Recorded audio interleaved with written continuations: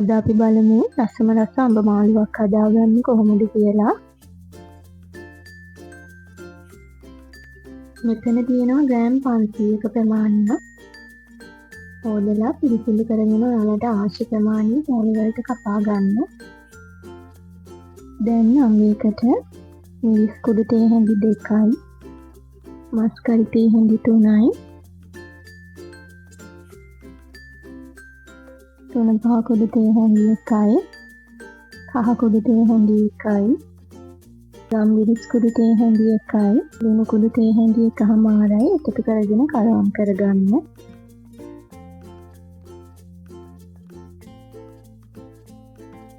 ඊට පස්සේ භාජනයක් පිටේ තියලා ඒකට තෙල් මේස හැඳි 1මාරක් එකතු කරගන්න.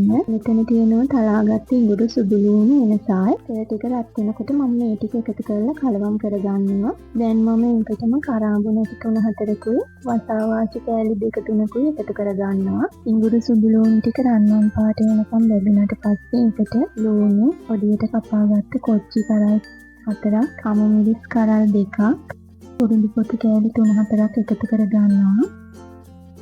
පරපිංච රම්පෙත් එකතු කරගන්න. එකතු කරගෙන හොඳට කලවම් කරගන්න. දැන් මම මේකට අඹ ටිකත් එකතු කරගෙන හොඳට කලවම් කරගන්නවා.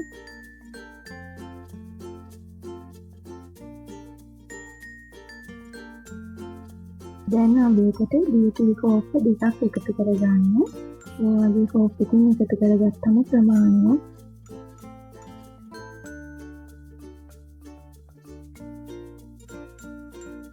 දැන් මම මේකට සීනි තේ හැඳි 2මාරක් එකතු කරගන්නවා. ඔයාලට අවශ්‍ය පැණි රස අනුව සීනි එකතු කරගන්න. ඔයාලා ගාව දුඹුරු සීනි තියෙනවා නම් මේ වෙලාවේදී දුඹුරු සීනි එකතු කරගන්න. දැන් නැවතත් හොඳට කලවම් කරගන්න.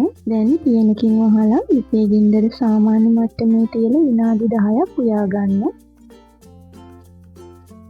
මේ තියෙන විනාඩි 10කට පස්සේ දැන් අඹේ ටික කලවම් කරලා මොටිවිට කෝප් එකක් එකතු කරගන්න ඕනේ.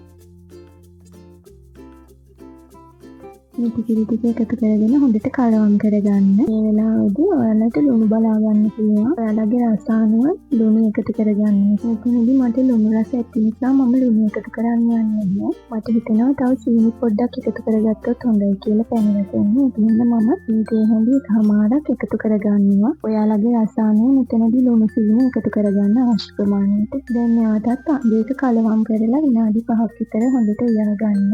දැන් මේ තියෙන විනාඩි 5කට පස්සේ දැන් අපි අඹේක හදලා ඉවරයි. ඉතින් ඔයාලට පේන්නේ ලස්සන පාටක් ඇවිල්ලා තියෙනවා. ඒ වගේම හරිම රසයි මේ අඹේක. ඉතින් ඔයාලත් ඉබේදී අනිවාර්යෙන්ම හදලා බලන්න.